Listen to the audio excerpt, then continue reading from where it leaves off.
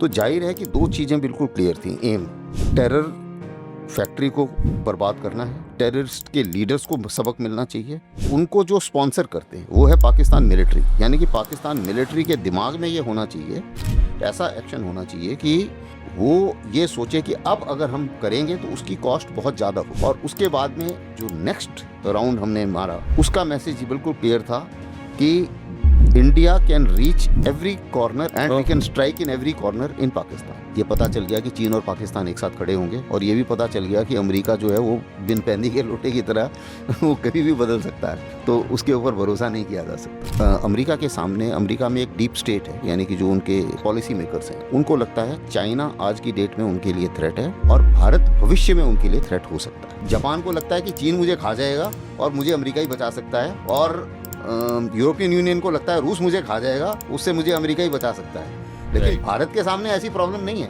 हम खुद लड़ाई लड़ सकते हैं और हम खुद अपने आप को बचा सकते हैं। तो हमारे सामने ये कंपल्शन नहीं है कि आप समझिए कि हम आपके सामने नाक रगड़ेंगे, वो कहानी नहीं है। जब चीन वहाँ से बलूचिस्तान से खाद्य पदार्थ नहीं निकाल पा रहा है तो तुम कहाँ से तेल निकाल पाओगे, और कौन सी कंपनी साइन करेगी? उसने मरना है जाके वहाँ पे बलूचिस्तान में। इंडिया और चाइना की रिलेशनशिप बड़ी इंटरेस्टिंग है कि अगर हम पिछले 300 साल निकाल दें, उससे पहले तकरीबन 800-900 साल तक चीन और भारत वर्ल्ड की सबसे बड़ी इकोनॉमी थे, बल्कि तकरीबन 40-45 वर्ल्ड का जीडीपी इन दो देशों में होता था।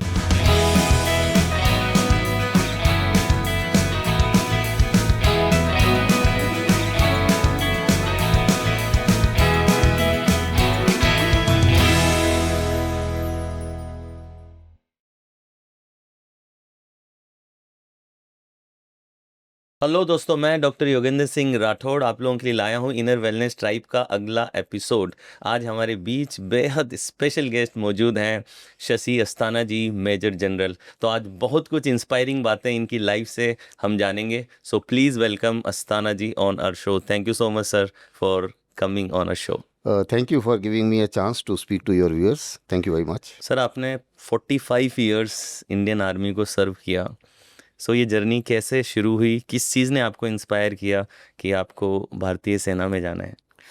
देखिए, बचपन में एक मॉडेस्ट फैमिली में पैदा हुआ था ठीक। और देहरादून में हुआ था, और देहरादून में इंडियन मिलिट्री एकेडमी है।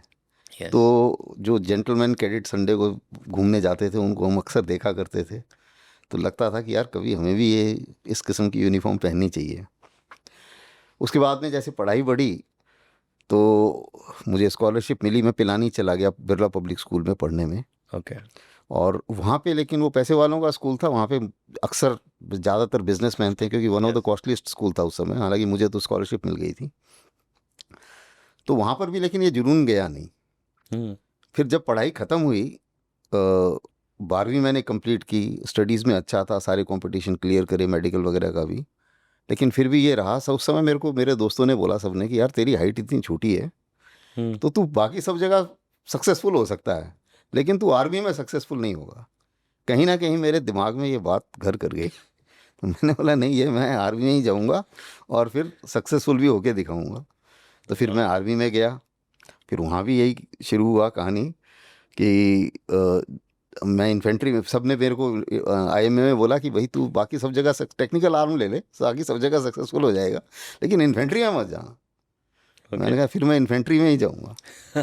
तो फिर मैं इन्फेंट्री में गया और फिर कमांडो कोर्स करने गया। कमांडो में वहाँ पे मेरे को इंस्ट्रक्टर बोलता है कि यार तुम्हारा खुद का वेट तो 46 केजी है, उसमें एक टेस्ट होता है 28 किलो आप पीठ पे लेके और दौड़ना होता है 40 किलोमीटर। ओहो।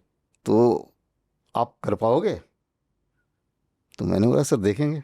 तो उसके बाद में जब वो टाइम आया उसका, वो भी 2 दिन भूखे रहने के बाद होता है ये कमांडो कोर्स। हमारा सबसे टफ होता है इंडियन आर्मी का कमांडो कोर्स। तो जब ये हुआ तो दिमाग में ये डिसाइड करा मैंने कि देखो ज़िंदगी में कभी हार नहीं मानी है, या तो मैं either I will die en route और I will complete it. Wow. तो उसके बाद में I completed it. Not only that, I did well in the army and subsequently in life I became DG infantry and the boss of that commando wing also. Wow. So Beautiful. that's how it started.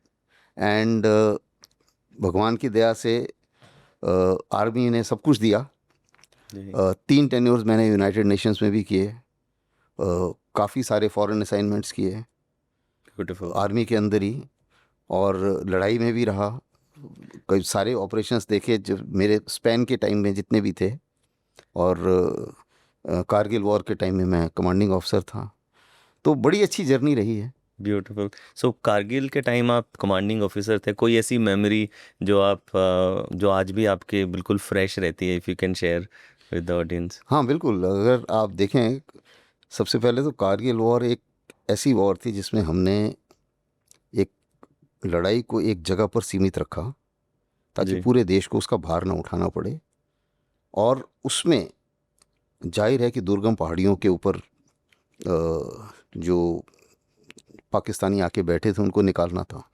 तो एक वाक़या मुझे याद आता है, क्योंकि हमारे soldiers के ऊपर ही मेरे को याद आता है, कि एक बार क्या हुआ कि एक मेरा जवान था, सेंट्री ड्यूटी पे था, और उसको काफ़ी सारा एक बस्ट आया और गोलियां लग गई राइट हैंड में बहुत ज़्यादा। तो डॉक्टर ने मेरे को कहा कि सर, इसका दाहिना हाथ काटना पड़ेगा, और अभी काटना पड़ेगा, और यहीं काटना पड़ेगा, नहीं तो ये ज़िंदा नहीं रहेगा और हम इसको हॉस्पिटल नहीं पहुंचा पाएंगे। हम्म, तो मैंने कहा ठीक है, अगर ऐसी बात है तो सो बी इट, काटो, लेकिन जब इसको होश आएगा कल, तब मैं इसके सामने होना चाहिए, हम्म, क्योंकि मैं डिसीजन ले रहा हूँ। तो वही हुआ, अगले दिन इम्प्यूट किया। अगले दिन जब उसको होश आया तो पट्टी पुट्टी लगी थी, उसको कुछ आइडिया नहीं था क्या हुआ है। तो मैंने उसको बोला कि बेटे, आपका गोली आपको बहुत लग गई थी, आपकी जान तो हम बचा सके लेकिन आपका हाथ नहीं बचा सके। तो उसने एकदम मेरे से लिपट गया, वो थोड़ी देर रोया। उसके बाद पहला सेंटेंस जो उसके मुंह से निकला कि साहब, कुछ और पाकिस्तानी मारने के बाद हाथ कटने से अच्छा होना था। तो ये है जज्बा हमारे लोगों का, हमारे वाह, जवानों का। और दूसरा, उसी के बाद फिर मैं उठ के गया, मैंने बोला आपका कोई रिश्तेदार है यूनिट में, ताकि मैं फ़ोन कर सकूं और उसको बुला सकूं। उसने बताया नाम, मैं गया। तो मेरे डॉक्टर को बोलता है कि जैसे अस्सियों को हम लोग गांव बुढ़ा बोलते हैं हमारे यहाँ, मैं आसाम रेजिमेंट का हूँ ना, तो उस किस्म की हिंदी है वो, ट्राइबल टाइप हिंदी है। राइट, वो बोलता है कि साहब, क्या करेगा, मेरे को रोना आ गया, हम्म, मैंने गांव बुढ़ा का यूनिफॉर्म भिगा दिया।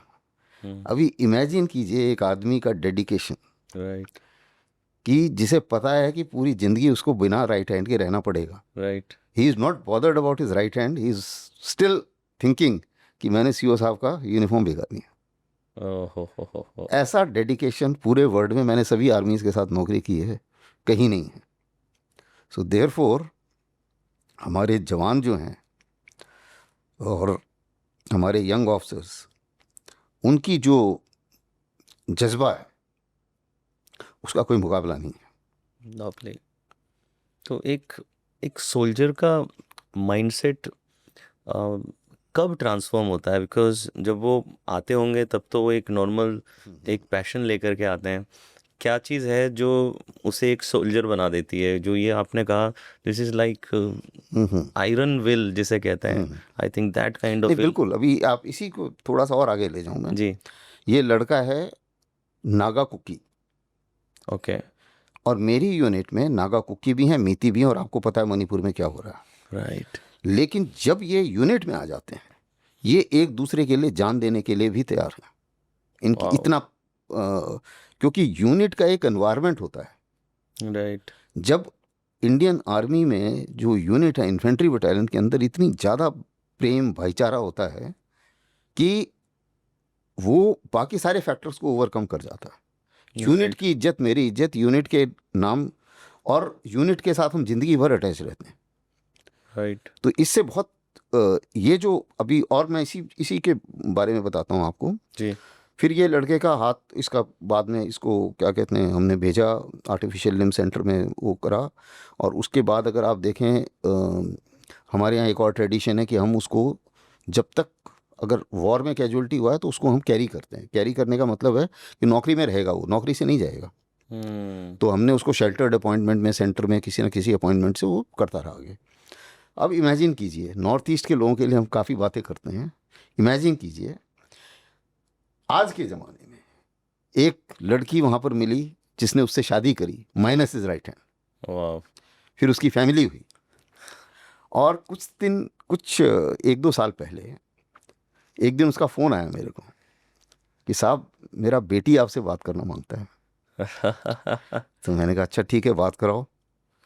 तो जैसे ही उसने पहला मुंह खोला उसने कि grandpa I want to discuss with you something with you, इतनी खुशी हुई कि ज़िंदगी में उतनी खुशी कई बार कम ही ऐसे मौके होंगे जब ऐसी हुई। ब्यूटीफुल। क्योंकि अब इस चीज़ को जाहिर करता है कि एक सीईओ और जवान के बीच में क्या रिलेशनशिप होती है, और जवान के बीच में क्या रिलेशनशिप होती है।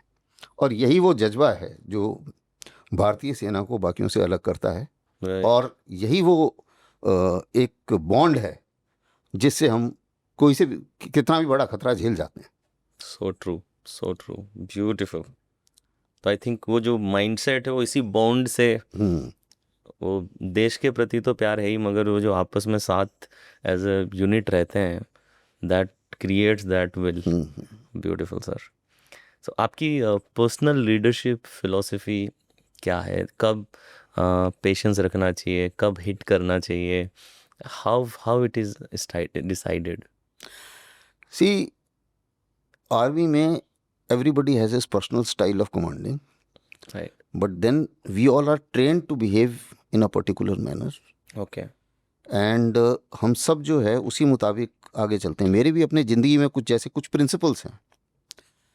सबसे पहला प्रिंसिपल ये है कि अक्सर लोग बोलते हैं यार मेरे नीचे वाला ठीक नहीं है, ये उसने ठीक से काम नहीं किया वगैरह वगैरह।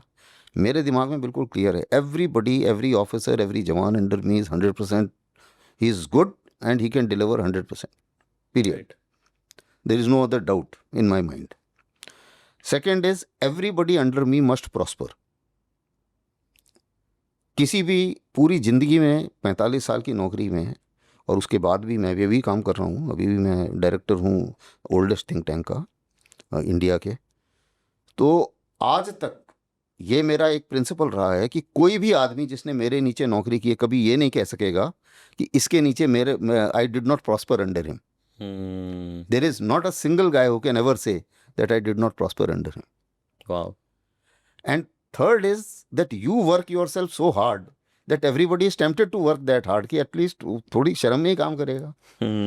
और दूसरी चीज़ क्या होती है कि और एंड इट वर्क्स एवरीवेयर।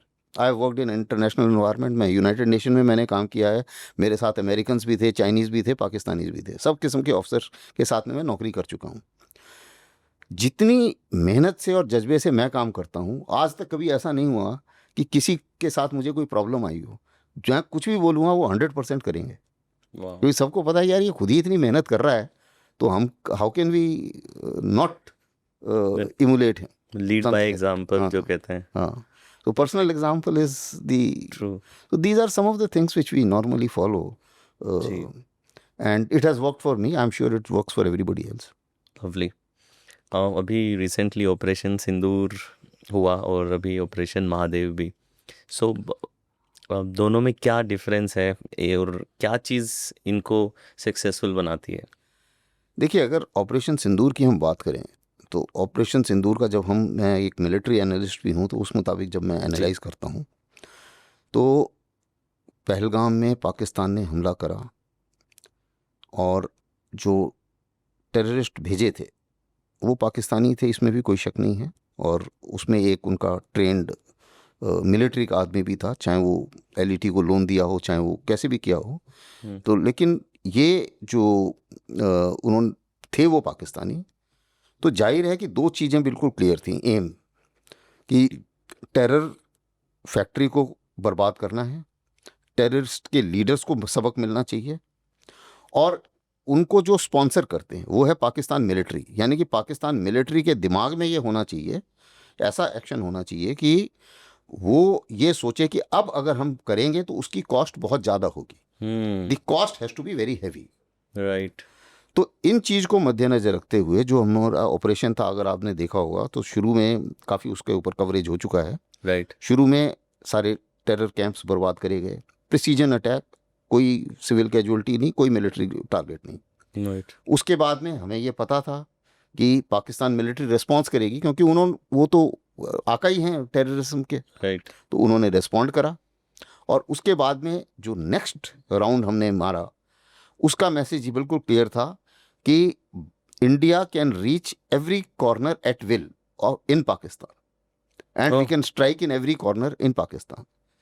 सो सारे उनके एयरफील्ड बर्बाद किए गए, उनके एयर डिफेंस बर्बाद किया गया, और उनको पता है कि अब मेरे एयरफील्ड बर्बाद हो चुके हैं, एयर डिफेंस बर्बाद हो चुके हैं, तो नेक्स्ट हमला मैं झेल नहीं पाऊंगा। क्योंकि जब ये दोनों चीज़ें बर्बाद हो जाती हैं तो इसका मतलब ये है कि भारत की जो एयर एसेट्स हैं वो आराम से पाकिस्तान में ऑपरेट कर पाएंगे। राइट। और दूसरी चीज़, उसमें से एक आध एयरफील्ड जो है उनके न्यूक्लियर एसेट्स के भी नज़दीक था, तो उन्हें ये लगा कि हो सकता है कि शायद अगला हमला न्यूक्लियर एसेट पर ही आ जाए, तभी वो भागे अमेरिका के पास। राइट।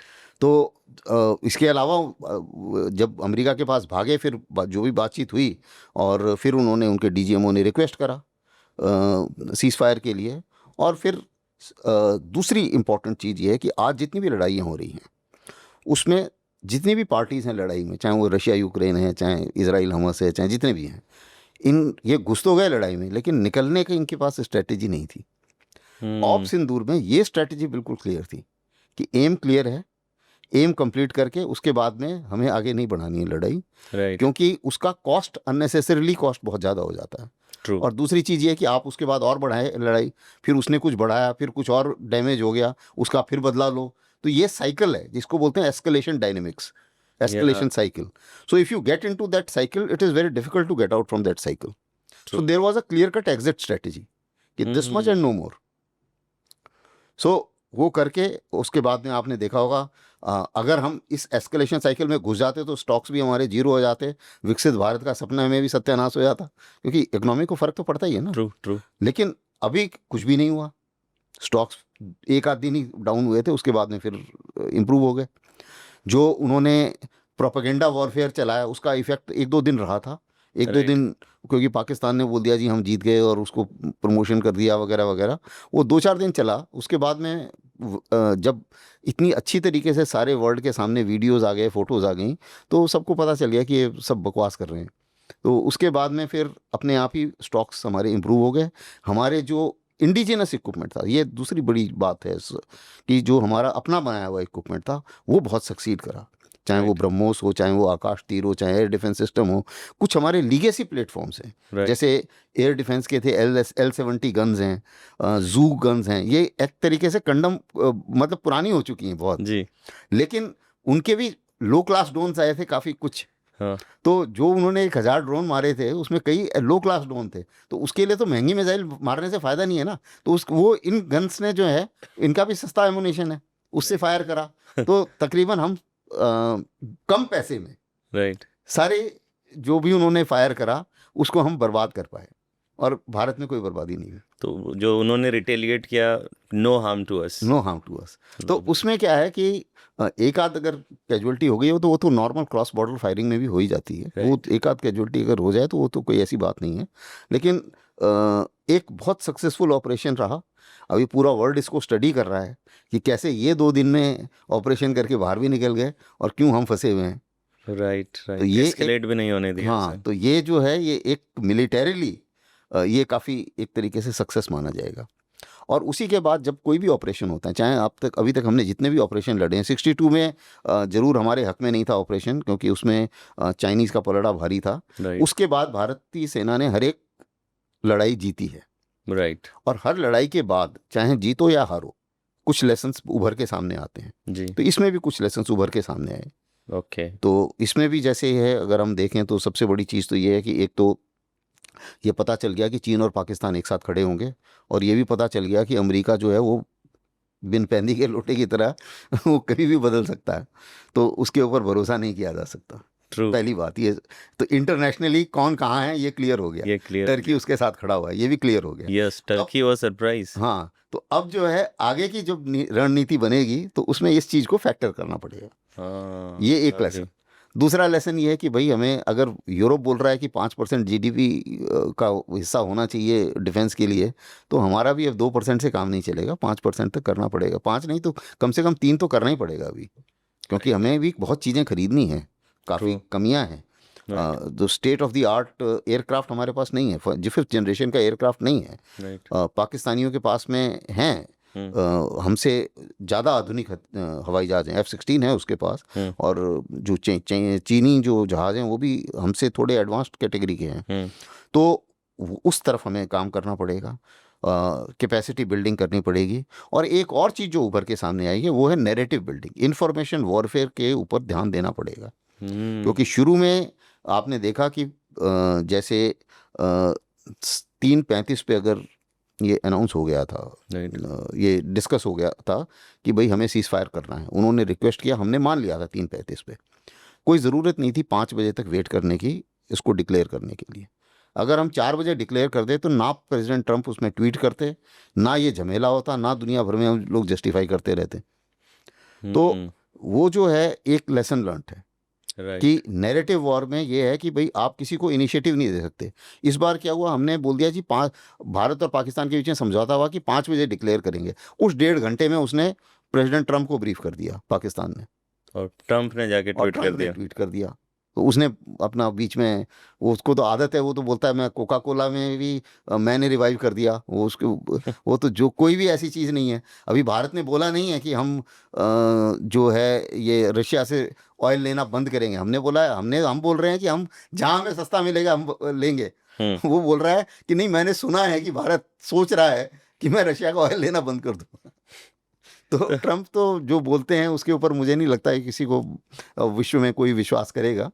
लेकिन सवाल ये है कि उन्होंने बोला और उनको मौका मिल गया, तो वो उसमें जो है इंफॉर्मेशन वॉरफेयर स्ट्रेटजी में हमें ध्यान करना पड़ेगा। और भी चीज़ें हैं, जैसे कैसे वर्ल्ड मीडिया को वो करना है, कुछ एक ऑर्गेनाइजेशन क्रिएट करनी पड़ेगी, प्रोसीजर्स क्रिएट करने पड़ेंगे। So currently we don't have that.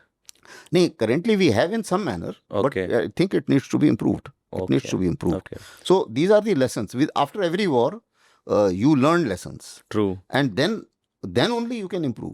Otherwise, you don't improve. If you don't learn lessons, you don't improve. True. So we might as well learn lessons and improve. Lovely. So operation Sindoor के बाद में US से जो हमारा relationship है, तो specially पिछले कुछ महीनों में जो हम आम नागरिक जो बाहर से देखता है कि Trump looks very reactive and वो डेप्थ नज़र नहीं आती, रिएक्टिव चीज़ें चलती हैं। सो अभी क्या फ्यूचर है इंडिया यूएस रिलेशनशिप का? देखिए, प्रेसिडेंट ट्रम्प जब से प्रेसिडेंट बने हैं तब से एक तरीके से वो अपने आप ही अनसेटल्ड हैं, और उसी के साथ साथ पूरी उनकी सारी relationships all over the world unsettled हैं। सबसे ही अनसेटल्ड है। तो भारत अकेला कोई स्पेशल नहीं है जिससे उनके रिलेशंस जो हैं वो थोड़े से अजीब से चल रहे हैं। उसके सभी से अजीब से चल रहे हैं, चाहे वो जापान है, चाहे ताइवान है। ताइवान वाले को प्रेसिडेंट को भी बोल दिया उन्होंने कि मत आना। तो उन्हें भी अब समझ में नहीं आ रहा है कि ये हमारी तरफ है या हमारी तरफ नहीं है। उसी मुताबिक यूरोपियन यूनियन से बीच में हो गए थे। पहले बोल दिया था नहीं, ये तो तुम्हारी लड़ाई है, तुम अपने आप लड़ो। फिर नाटो में चले भी गए, फिर अभी कुछ और कहानी कर रहे हैं। तो ये एक तरीके से उनके दिमाग में जिस हिसाब से कार्रवाई चल रही है उसमें उनको ये लगता है। लेकिन अब मैं इसको सामरिक तौर पे समझाना चाहूँगा दर्शकों को। देखिए, पूरे वर्ल्ड में चीन, अमेरिका के सामने, अमेरिका में एक डीप स्टेट है, यानी कि जो उनके पॉलिसी मेकर्स हैं, उनको लगता है चाइना आज की डेट में उनके लिए थ्रेट है और भारत भविष्य में उनके लिए थ्रेट हो सकता है। इसलिए चीन को कंट्रोल में रखना है और भारत को भी कंट्रोल में रखना है। ये एक सामरिक एम है जो लॉन्ग टर्म एम है।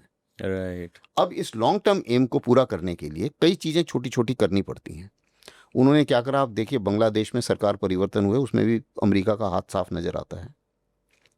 इसलिए क्योंकि बांग्लादेश में अगर उनका फुटहोल्ड हो किसी तरीके से, या बांग्लादेश में उनके फेवर की सरकार हो, तो कुछ हद तक आप चीन के भी नज़दीक पहुंच गए हैं, क्योंकि बे ऑफ बंगाल में भी आपका कुछ फुटप्रिंट्स हैं। राइट। और आप भारत को भी थोड़ा सा अगर चाहें, आप एक लीवरेज क्रिएट कर रहे हैं, इसको बोलते हैं लीवरेज क्रिएट करना। राइट। तो उन्होंने एक लीवरेज क्रिएट कर दी। पाकिस्तान के साथ अभी उन्होंने सिंदूर के टाइम में भी और सिंदूर के बाद भी कुछ कुछ नज़दीकियां दिखा रहे हैं। ऐसा नहीं है कि उनको कोई बहुत भरोसा है पाकिस्तान पर। ये एक लीवरेज क्रिएट करने की तैयारी है ट्रू। कि भारत के अगेंस्ट एक लीवरेज कि भाई you please behave as per what I want you to behave. मतलब उनका इनडायरेक्ट मैसेज ये है कि भारत वो करे जो मैं चाहता हूँ, अगर नहीं करेगा तो मैं आपको उधर से थोड़ी तकलीफ आपकी बढ़ा तकलीफ आ सकता हूँ, सकता है। यस, तकलीफ बढ़ा सकता हूँ। राइट। तो ये एक इनडायरेक्ट लीवरेज का मैसेज है। अब उन्होंने आप देखिए जो जो किया। अब जहाँ तक टैरिफ के सवाल है, उसके टैरिफ में भी उन्होंने जो हमारे से भारत के साथ अभी हालात चल रहे हैं, यस, एक तो रहता है ट्रेड वाला कारण।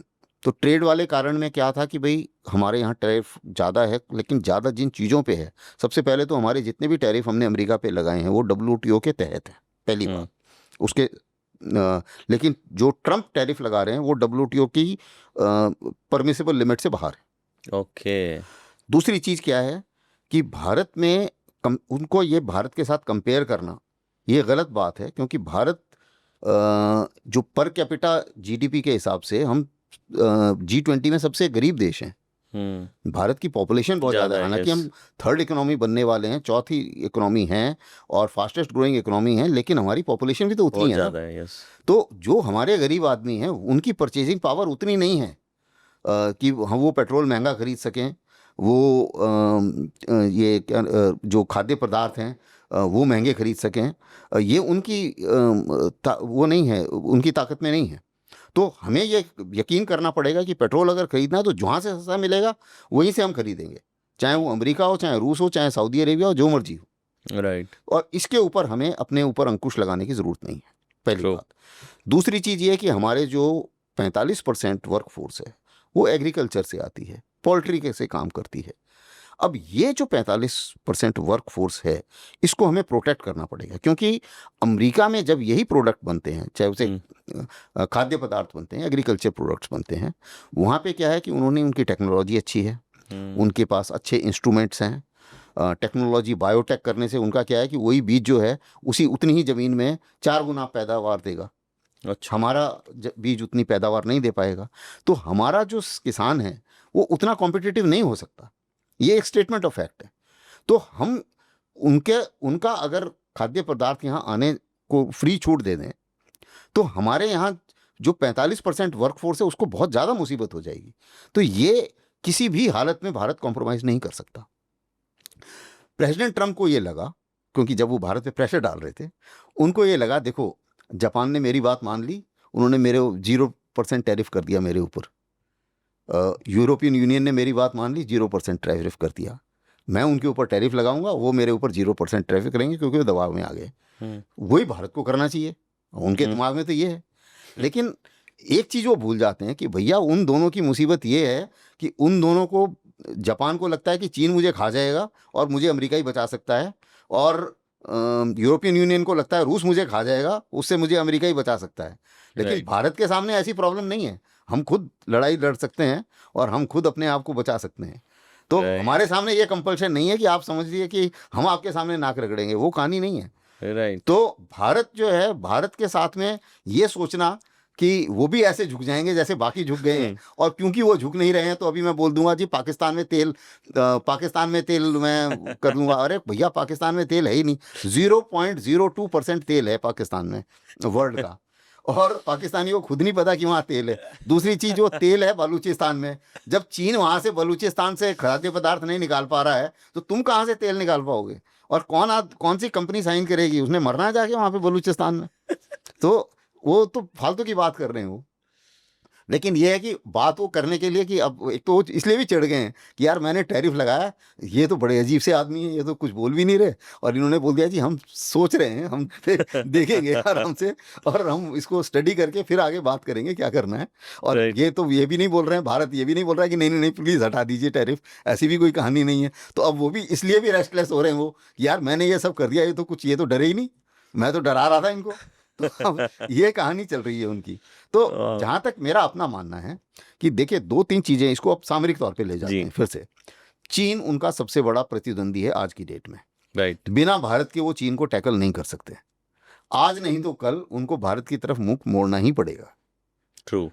अगर वर्स्ट केस सिनेरियो ये है कि प्रेसिडेंट ट्रंप अगर वो 2-2.5 साल 3 साल जितनी भी उनकी प्रेसिडेंटशिप है, हो सकता है कुछ समय, हो सकता है जल्दी उलट जाएं, हो सकता है थोड़ा लेट उल्टे, हो सकता है ना उल्टे। नेक्स्ट जो गवर्नमेंट आएगी वो अपने आप करेगी। लेकिन इतना जरूर है, क्योंकि अगर वो नहीं उल्टे तो चीन भी खार खा के बैठा हुआ है, और अभी उन्होंने ब्रिक्स को धमकी दी है, तो ब्रिक्स कंट्रीज सारे के सारे जो हैं उनके फेवर में नहीं है। तो अगर ब्रिक्स कंट्रीज जो हैं वो एक साथ जुड़ जाते हैं और चीन के साथ में अमेरिका के साथ में दो हाथ करने लगते हैं, या एक तरीके से उनके दबाव में नहीं आते, तो अमेरिका के लिए बहुत भयानक मुसीबत होने वाली है। दूसरी चीज़ ये है कि अभी तक उनकी समझ में, अमेरिकियों की समझ में ये नहीं आ रहा है, बल्कि लोग कह भी रहे हैं, ऐसी बात नहीं है, वहाँ पे काफ़ी मैं डिस्कशन करता रहता हूँ अमेरिका में भी काफ़ी, कि जितने भी ये टैरिफ लगेंगे, पैसे तो अमेरिकन नहीं देने हैं ना भाई। टैरिफ लगने का मतलब है वहाँ का प्रोडक्ट महंगा होगा, तो नुकसान ये है कि भाई भारत के लिए नुकसान ये है कि भाई हमारा लेस कॉम्पिटिटिव हो गया। तो यानी कि जो हमसे कम टैरिफ वाला है उसको ज़्यादा मार्केट में थोड़ा सा एक्सेस मिल जाएगा, यही हुआ हमें नुकसान। तो ये कैलकुलेशन इस तरीके से है कि हमारी जीडीपी में मुश्किल से 0.2 का फर्क पड़ेगा। राइट। लेकिन वो भारत झेल सकता है, क्योंकि पहले भी हम झेल चुके हैं। जब हमने न्यूक्लियर बम फोड़ा था तो सैंक्शन उन्होंने लगाई थी, कुछ फर्क पड़ा था, झेल लिया था हमने, अभी भी झेल सकते हैं, कोई परेशानी नहीं है। राइट। लेकिन अमेरिका, पैसे तो अमेरिकन ने देने हैं ना। तो अब दूसरी मुसीबत क्या है कि ट्रंप के सामने एक और प्रॉब्लम आ गई है। उन्होंने क्या करा कि अभी एक वो ना बिग ब्यूटीफुल बिल एक साइन करा। वो बिग ब्यूटीफुल बिल क्या था कि उन्होंने टैक्स माफ कर दिया, क्योंकि इलेक्शन के टाइम में प्रॉमिस किया, और जिन जिन लोगों से पैसे लिए हैं उनके भी टैक्स माफ कर दिए, टैक्स माफ हो गया। अब वो है 5 ट्रिलियन डेट में चले गए। Oh my God. अब वो 5 ट्रिलियन डेट जो है वो पूरा होगा टैरिफ से। अब टैरिफ से पूरा कौन होगा? वो थोड़ी देगा जिसने प्रोड्यूस किया है, वो देंगे अमेरिकन। राइट। तो एक हाथ दे और दूसरी हाथ ले, एक हाथ ले और दूसरी हाथ दे। तो वही वाली कहानी होगी कि उन्होंने टैक्स बेनिफिट दे दिया, लेकिन इन्फ्लेशन बढ़ेगा और उसी पैसे से उनका जो है अमेरिकन ने पैसा देना है, जो भी बढ़ेगा टैरिफ लगने के बाद में बढ़ेगी। क्योंकि हर चीज ओवरनाइट अमेरिका पैदा नहीं कर सकता। जो चीज़ बाहर पैदा हो रही है वो हो रही है, क्योंकि उसके कुछ फैक्टर्स होते हैं। कोई मिनरल कहीं पैदा होता है, किसी जगह पे लेबर फोर्स चीपर होती है। तो ये एक नेचुरल ट्रेड डायनेमिक्स है जिसको चेंज नहीं किया जा सकता। ये डिमांड एंड सप्लाई पर चलती है, वो ट्रम्प की दादागिरी पे नहीं चलेगी। ट्रू। तो अब वो अपनी दादागिरी से अगर इसको चेंज करना चाहें तो कुछ समय तक वो हल्ला कर सकते हैं, लेकिन उसके बाद में ये अपने आप जमीन पे आना पड़ेगा। ब्यूटीफुल। इंडो चाइना रिलेशनशिप किस तरीके का है, कैसे ये इवॉल्व होगा? बिकॉज आपने पीएचडी भी उसी टॉपिक पे की है, तो अगर उसको आप थोड़ा बता सकें गहराई में। देखिए, इंडिया और चाइना की रिलेशनशिप बड़ी इंटरेस्टिंग है जी। और इसमें अगर मैं आपको बताऊं, और बल्कि देशवासियों को भी ये बताना चाहूँगा कि अगर हम पिछले 300 साल निकाल दें, उससे पहले तकरीबन 800-900 साल तक चीन और भारत वर्ल्ड की सबसे बड़ी इकोनॉमी थे। तकरीबन 800 साल तक, 800 ईयर्स तक वर्ल्ड में, बल्कि तकरीबन 40-45 वर्ल्ड का जीडीपी इन दो देशों में होता था। वाह। तो अब ये जो दो देश हैं, इनकी जो इनर स्ट्रेंथ है, पॉपुलेशन स्ट्रेंथ है, ह्यूमन रिसोर्स इतना ज़्यादा है कि इन्होंने उभर के ऊपर आना ही है, और उसमें इन दोनों देशों का कंपटीशन है। उस कंपटीशन को हम निकाल नहीं सकते, पहली बात। दूसरी चीज़ क्या है कि जब भारत आज़ाद हुआ, जितनी भी बॉर्डर के ऊपर एग्रीमेंट हुए हैं वो हैं ब्रिटिश इंडिया और तिब्बत के बीच में। अच्छा। स्वतंत्र भारत और चीन के बीच में, जो पीपल्स रिपब्लिक ऑफ चाइना है, कोई भी एग्रीमेंट नहीं है। ओके। बल्कि सिर्फ वो है नॉर्मल जो बॉर्डर पीस ट्रैंक्विलिटी एग्रीमेंट है, लेकिन बॉर्डर को डिमार्केट करने के लिए कोई एग्रीमेंट नहीं है। तो इस चीज़ को मद्देनजर रखते हुए एक तरीके से आप ये समझ लीजिए बॉर्डर डिस्प्यूट है, उसको हम नकार नहीं सकते। अच्छा, दूसरी चीज़ क्या हो गई है कि बॉर्डर डिस्प्यूट जो हमारी है वो काफ़ी सॉलिडिफाई हो गई है। सॉलिडिफाई का मतलब दोनों साइड स्टांस बहुत हार्ड हो गया है। अब हर जगह दोनों के अपने अपने विचार हैं, जो मैं थोड़ा सा बता दूं, क्योंकि सबको समझ में आता है कि यार चीन क्यों नहीं मानता या बॉर्डर क्यों नहीं रिजॉल्व हो जाता? तो वो बहुत कॉम्प्लेक्स है, क्यों रिजॉल्व नहीं हो जाता, उसी को मैं थोड़ा समझाने की कोशिश करता हूँ। देखिए, जब आती है बात कश्मीर की, अक्साई चीन वगैरह पूरा जी। एरिया का, महाराजा हरि सिंह ने इंस्ट्रूमेंट ऑफ एक्सेशन हमें साइन किया, तो उस हिसाब से पूरा का पूरा कश्मीर हमारा हो गया। राइट। अब वो पूरा का पूरा कश्मीर हमारे में क्या हुआ था कि जब कश्मीर की बाउंड्री बन रही थी, तो हरि सिंह ने, उनका एक सर्वेयर होता था जॉनसन, तो जॉनसन को बोला भैया तो एक मेरे को मैप बना के दो हमारी रियासत का। तो उसने मैप बनाया रियासत का, तो वो मैप जो है उसमें जॉनसन लाइन को उसने बॉर्डर बनाया, उसके हिसाब से अक्साई चीन हमारा है। राइट। उस जॉनसन लाइन के हिसाब से। राइट। अब वो जॉनसन लाइन चीन को या तिब्बत को कभी कन्वे ही नहीं हुई। ओके। अब लेकिन क्या है कि चीन के पास भी ऐसा कोई लीगल डॉक्यूमेंट नहीं है कि वो एरिया उनका है। चीन तो तिब्बत, ये एरिया तो तिब्बत का था, चीन ने तिब्बत के ऊपर कब्जा किया। अब जब चीन ने तिब्बत के ऊपर कब्जा किया, और उस समय जो भी हमारे प्राइम मिनिस्टर थे, उनको ये चाहिए था कि भाई हम आपका तिब्बत के ऊपर कब्जा तब रिकॉग्नाइज करेंगे जब आप जितनी ट्रीटी हमारी साइन हुई हैं ब्रिटिश इंडिया और तिब्बत के बीच में, आप उन्हें रिकॉग्नाइज करें। अगर आप उन्हें रिकॉग्नाइज नहीं करते तो हम आपको रिकॉग्नाइज नहीं करेंगे कि आप तिब्बत जो है वो भाई चीन है। हमने उसको रिकॉग्नाइज कर दिया, ये एक बड़ी गलती हो गई। अच्छा। अगर वो गलती नहीं होती तो सिचुएशन कुछ और होती। अब क्या हुआ कि क्योंकि वो रिकॉग्नाइज कर दिया, चीन अब बोलता है कि भाई वो तो बॉर्डर मैं मानता ही नहीं, जो ब्रिटिश इंडिया और उसके बीच में है, जो साइन हुआ था तिब्बत के बीच में, वो अभी नल एंड वॉइड है, वो उसको नहीं मैं मानता। तो वो ना वो मैकमोहन लाइन मानते हैं, ना वो जॉनसन लाइन मानते हैं। अच्छा। अब मैकमोहन लाइन भी जो है उसमें भी बड़ा डिस्प्यूट है। क्या कारण क्या है कि मैकमोहन लाइन एक जो बड़ा सा जो मैप होता है ना, लार्ज स्केल मैप, उसके ऊपर लाइन बनाई थी किसी ने, ब्रिटिश ने लाइन बनाई थी तिब्बत के साथ बात करने की, और उसमें भी डिस्प्यूट चल रहा था। उन्होंने बोला लड़ाई खत्म हो जाए, सेकेंड वर्ल्ड वॉर, फिर इसको सॉर्ट आउट करेंगे। सेकेंड वर्ल्ड वॉर खत्म हुआ, वो डिस्प्यूट खत्म नहीं हुआ। अब वो जो मैकमोहन लाइन है, वो उस मैप को आज के मैप पे ट्रांसलेट करते हैं तो वो तकरीबन 3 किलोमीटर चौड़ी लाइन है। अच्छा। तो 3 किलोमीटर चौड़े में क्या है कि कुछ पहाड़ियां उधर की लगता है कि इधर हैं, वो चाइना, इंडिया बोलता है हमारी है, वो बोलते हैं हमारी है। राइट। तो उसी में आप ये देखिए, जैसे डोकलम का एरिया हो गया, यांगसे का एरिया हो गया, ये इस किस्म की जो डिस्प्यूट चलती रहती है वो इसीलिए है क्योंकि हम भी जाके पेट्रोलिंग करते हैं, वो भी पेट्रोलिंग करते हैं, क्लैश हो जाता है। तो अब वो भी बोलते हैं जी आप हमारी टेरिटरी में घुस गए, हम बोलते हैं आप हमारी टेरिटरी में घुस गए। तो ये रोज की कहानी होगी। तो इस कहानी में रोज रोज झटपुट हो रही थी, तो उस चक्कर में हमने border peace and tranquillity agreement sign किया कि भाई बिना हथियार के पेट्रोलिंग करो, ताकि कहीं फायरिंग फूरिंग हो जाए तो अननेसेसरी फिर से लड़ाई शुरू हो जाएगी। राइट। तो ये इस हिसाब से हम लोग मैनेज कर रहे हैं। अब आप देखिए कि भारत में सिचुएशन क्या है कि क्यों हम अब जवाहरलाल नेहरू के टाइम में फिर क्या हुआ कि चीन ने एक काम करा, तकरीबन 1959 में यवन लाइन ने एक लाइन बनाई मैप के ऊपर, और वो जवाहरलाल नेहरू को दी कि भैया ये बॉर्डर होगा। जवाहरलाल नेहरू ने उसको नहीं माना और भारतीय सेना को बोला कि भाई तुम आगे जाके थोड़ा और पिकेट्स ऑक्युपाई कर लो। वो बना कारण 62 वॉर का। अच्छा। और उसके बाद में जब 62 वॉर शुरू हुई, उसको फॉरवर्ड पॉलिसी बोलते हैं। राइट। जब 62 वॉर शुरू हुई तो वो उस जगह तक आए जो मैप उसने चौवनलाई ने बना के दिया था, चाइना वाले ने। अब क्या है कि भारत की पब्लिक को अब जवाहरलाल नेहरू चाहे लड़ाई तो हार गए, लेकिन कभी ये नहीं बोला उन्होंने कि भाई अक्साई चीन हमारा है, क्योंकि हमारे पास जो लीगल डॉक्यूमेंट है और वही हमारा स्टांस है, और वही हम पूरे विश्व में जाके बोलते हैं। मैं भी जब भी चीन में जाता हूं तो हम बोलते हैं भाई हमारे पास तो डॉक्यूमेंट है, इंस्ट्रूमेंट ऑफ एक्सेशन हमारा है। अगर प्रॉब्लम थी तो आप हरि सिंह के साथ सॉर्ट आउट करते हैं ना, हमारी थोड़ी, हमारे साथ क्यों सॉर्ट आउट कर रहे हो, आप उनके साथ करते फिर बातचीत। राइट। तो ये हमारा स्टांस है और एक मजबूत स्टांस है हमारा। लेकिन चीन का अलग स्टांस है।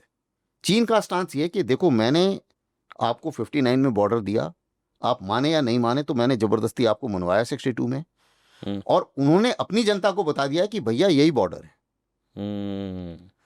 अब भारत की तरफ से उस समय जवाहरलाल नेहरू इसको नहीं मान सकते। उन्होंने वो सोचा कि अगर मैं उनकी चीन की बात मानता हूं तो मैं इलेक्शन हार जाऊंगा, सब बोलेंगे जी मातृभूमि के साथ समझौता कर दिया, मेरा इलेक्शन गया। वो चीज तब से लेके आज तक वो चलती आ रही है। कोई भी पॉलिटिकल लीडरशिप उससे समझौता नहीं कर सकती, क्योंकि जैसे ही समझौता करेगी अपोजिशन खा जाएगा कि जी ये तो आपने समझौता कर लिया। वही चीज उधर के लिए है लागू। वहां पर भी क्या है कि जो ये क्या जो उन्होंने चौवनलाई वाला बॉर्डर है वो उन्होंने जनता को बता दिया कि जी ये हमारा बॉर्डर है। अब हम्म, उससे आप 1 इंच पीछे जाके देखो, चाहे शी जिनपिंग हो चाहे कोई और हो, वो मानेंगे नहीं वहाँ पे। उधर भी वो एक तरीके से पेट्रियटिज्म की भावना जग गई है कि उसी ये हमारा बॉर्डर है। फिर मैंने बातचीत करी कई बार चीनियों से कि देखिए आपने 14 कंट्रीज़ के साथ आपकी बॉर्डर डिस्प्यूट थी, आपने 12 के साथ रिजॉल्व कर दी। जी, चीन भारत और भूटान के साथ रह गई और भूटान की भारत के साथ रिलेटेड है क्योंकि ट्राई है बीच में। राइट, तो हमारे साथ क्यों नहीं?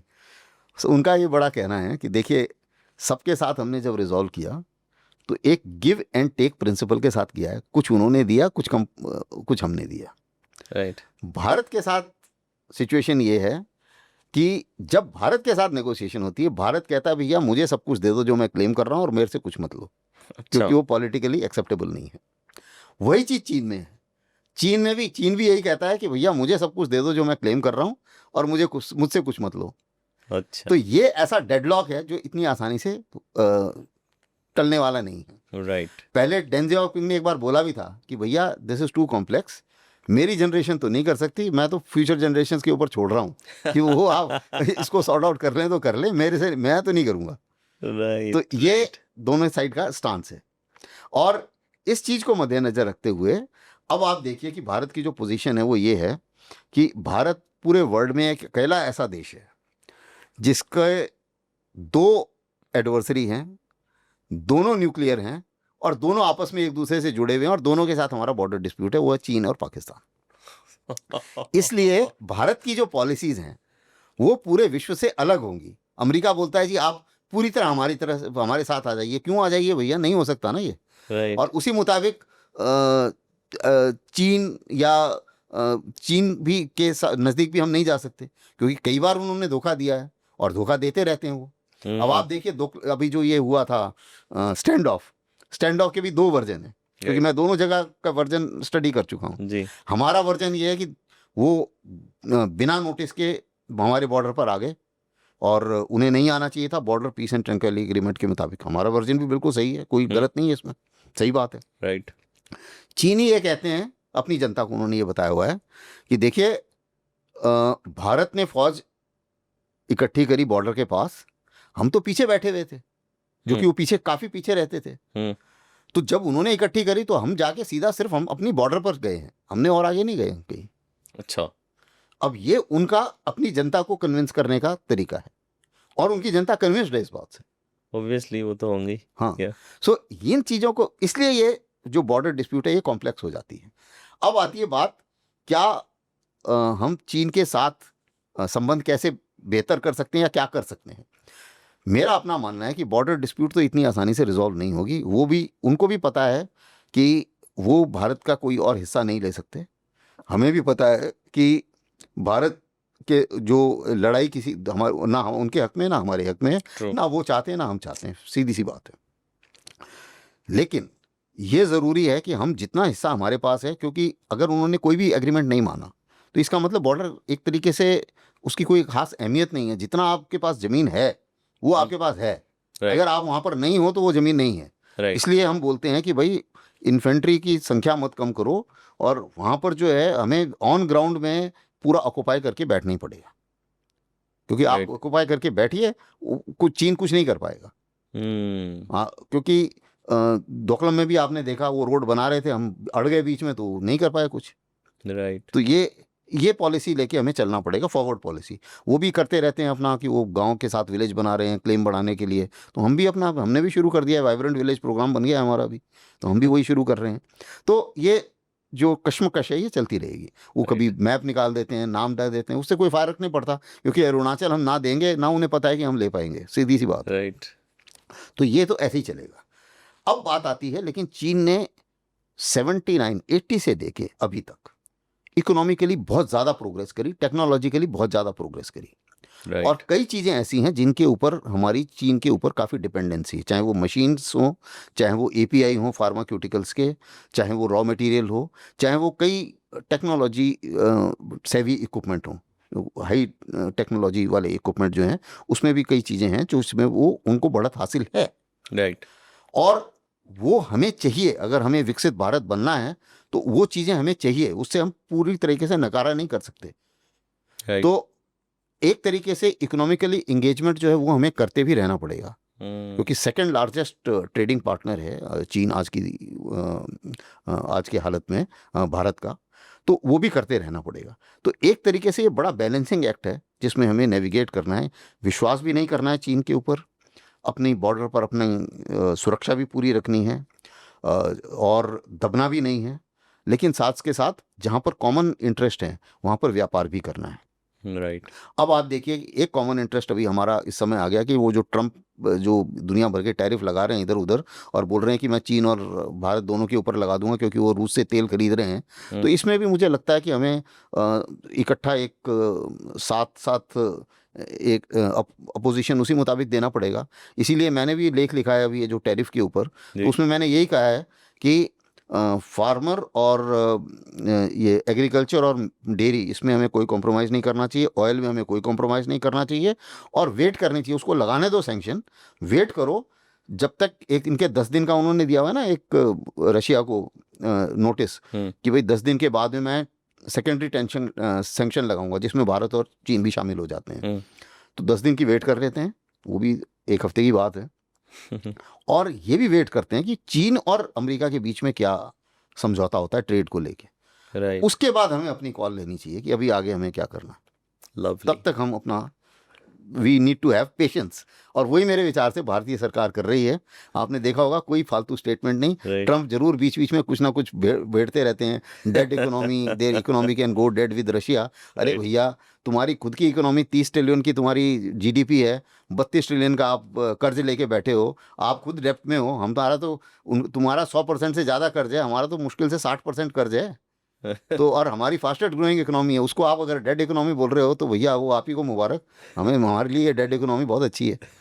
तो वो तो खैर उनकी अब वो तो अभी पूरा विश्व देखेगा धीरे धीरे क्या होता है, क्योंकि ये बहुत ज़्यादा दिन चलने वाला नहीं है ड्रामा।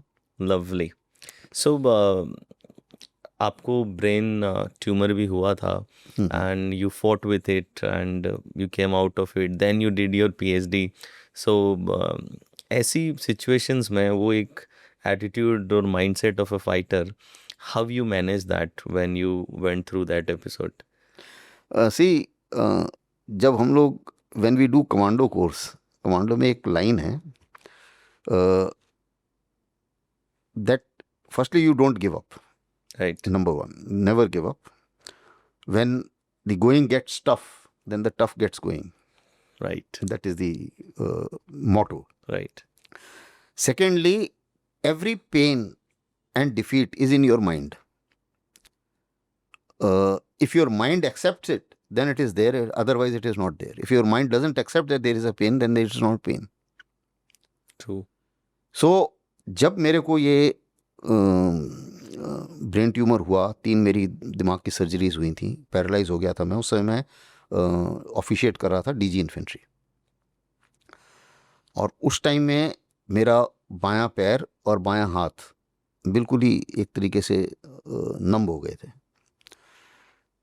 तो उसके बाद में मुझे जैसे ही होश आया, उसके 1-2 दिन के बाद में मैंने एक्सरसाइज शुरू कर दी थी। ओके। और उसके बाद मैंने उनको बोला कि भैया मेरे को 6 घंटे 7 घंटे जितनी मर्जी एक्सरसाइज कराओ, मैं ना नहीं बोलूँगा, लेकिन मुझे खड़ा होना है, और आप जो मर्जी करो। वो दुनिया भर की एक्सरसाइज कराते गए, मैं भी करता गया, और उसके बाद में कुछ समय के बाद में मैं खड़ा होने लायक हो गया। और कितना समय लगा उसमें वापस? 2-3 महीने। 2-3 महीने में? हाँ, 2-3 महीने में खड़ा होने लायक हो गया। पैर में ये उंगलियां अभी, इसकी बाएं हाथ की अभी भी काम नहीं करती हैं ठीक से। राइट। ये अभी भी है प्रॉब्लम लेफ्ट हैंड में थोड़ी। लेकिन उसके बाद फिर मैंने जैसे ही इसको जैसे ही मैं वहाँ से फौज से रिटायर हुआ, उसके बाद फिर मैंने पढ़ाई शुरू की, और मैं अगले ही दिन, एक तो खाली नहीं बैठा, अगले ही दिन मैं डायरेक्टर बन गया कोर्सेज का United service institute of India, जो कि भारत का सबसे पुराना थिंक टैंक है। ओके। तकरीबन 175 साल हमारे हो चुके हैं। वाओ। इतना पुराना थिंक टैंक है हमारा। तो वहाँ पर मैं मिलिट्री ऑफिसर्स का कोर्स चलाता हूँ, आर्मी का, नेवी का, एयरफोर्स का, तीनों का, और अलग अलग प्रमोशन एग्ज़ाम्स के लिए कोचिंग करता हूँ, कॉम्पिटिशन्स के लिए कोचिंग करता हूँ। तो ये मेरा जारी हो गया। साइड बाय साइड मैंने जेएनयू में एडमिशन लिया पीएचडी करने के लिए, वाह। और फिर मैंने पीएचडी करी और मैंने खूब सारे फिर लिखना शुरू करा। फिर धीरे धीरे लेख मेरे पब्लिश होते गए, फिर वर्ल्ड में सभी इम्पोर्टेंट मैगजीन्स में पब्लिश होने लगे, फिर मैं टीवी में आने लगा। फिर आज की डेट में वर्ल्ड में कोई ऐसा टीवी चैनल नहीं है जो फेमस है जिसमें मैं नहीं गया हूँ, चाहे वो बीबीसी हो, अल जज़ीरा हो, सीएनएन हो, कोई भी, सभी में मैं जा चुका हूँ। उसी मुताबिक जितने भी इम्पोर्टेंट मैगजीन्स हैं वर्ल्ड में, सभी में मैं लिखता हूँ, और सभी कंट्रीज़ के में मैं जाके यूनिवर्सिटीज़ में भी लेक्चर्स वगैरह देता हूँ जाके। तो धीरे धीरे एक उस चीज़ को मैंने दरकिनार कर दिया कि मेरे को पैरालिसिस हुआ था, और उसके बाद में मैं फिर से जुट गया उसी में, और भगवान की दया से अभी तक वही कर रहा हूँ। ब्यूटीफुल। सो जब ये एपिसोड हुआ उसके बाद में आपका ज़िंदगी को देखने का नज़रिया या हेल्थ और लाइफ उसको लेके कुछ चेंज आपने फील किया? नहीं डिड यू फील द नहीं, मैं बताता हूँ चेंज? आपको, बड़ा इंटरेस्टिंग चीज़ है। जी अभी जो आर्मी चीफ हैं वो मेरे सबॉर्डिनेट थे उस समय। जी। तो जैसे ही मैं हॉस्पिटल से वापस आया तो उन्होंने मेरे पास एक फ़ाइल भेजी, और उस फाइल में मैंने 4-5 गलतियां निकाली। तो उन्होंने बोला, सर हम तो सोच रहे थे कि अभी आप थोड़ा रिलैक्स करोगे, आप तो वहीं पे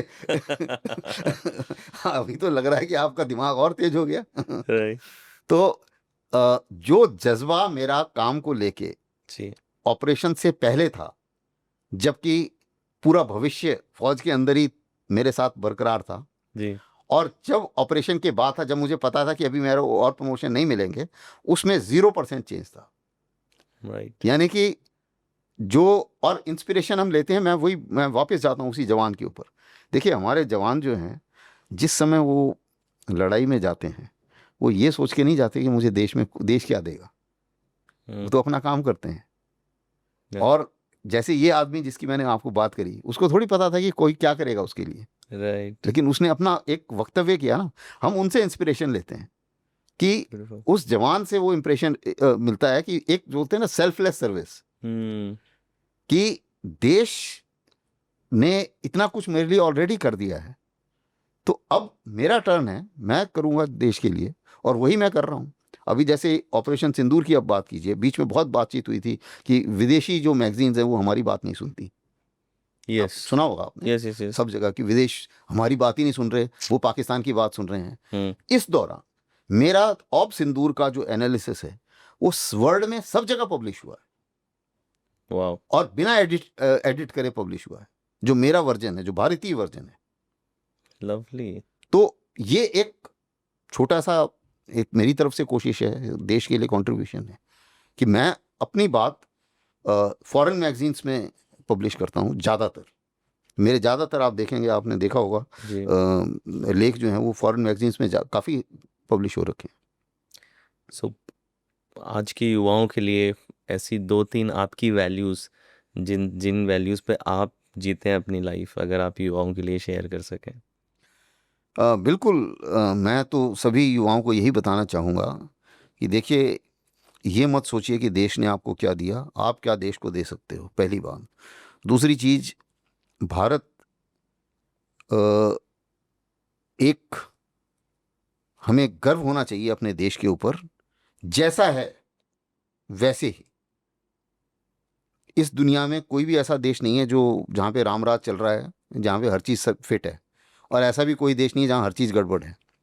लेकिन भारत ने जो कुछ भी पिछले 70-80 सालों में किया है, वो एक मिसाल है। और हर चीज़ परफेक्ट नहीं है, लेकिन उसको परफेक्ट करना जो है वो आपकी और हमारी जिम्मेवारी है। और सो ब्यूटीफुल। इसीलिए जो कुछ भी, जिस लेवल पर भी आप हो, जिस फील्ड में आप हो, दिल लगा के काम करो, और जो भी आपको लगता है कि ये गलत हो रहा है, जिस पोजीशन पर आप हो, उस जगह पर उसको रोको और उसको सुधारने की कोशिश करो। अगर आप सुधारते हैं उसको, और हर एक आदमी अगर पूरे इंडिया में यही सोच ले, तो जाहिर है कि हमें विकसित भारत बनने में ज़्यादा देर नहीं लगेगी। क्योंकि भारत एक ज़मीन का टुकड़ा नहीं है, भारत आप हैं, मैं हूँ, हम सब मिलके एक भारत बनाते हैं। We are India. So beautifully said. So thank you so much Asthana sir, आप इस शो में आए एंड इतना डीपली आपने चीज़ों को एक्सप्लेन किया. I think audience is going to love that. Thank you so much for coming. Thank you very much for inviting me. Thank you, Thank sir. you. I enjoyed the talk. Thank you. Thank you.